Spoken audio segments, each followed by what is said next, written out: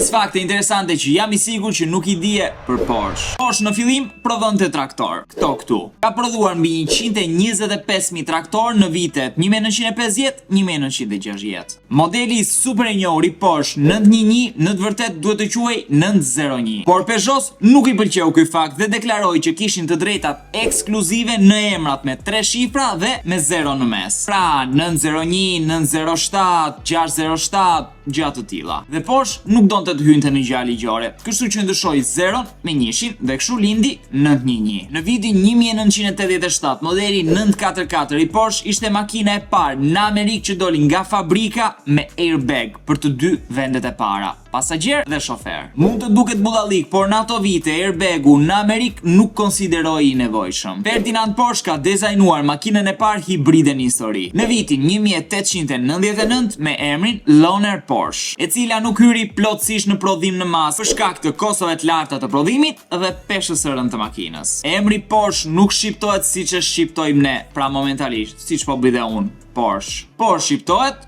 kështu. Porsche.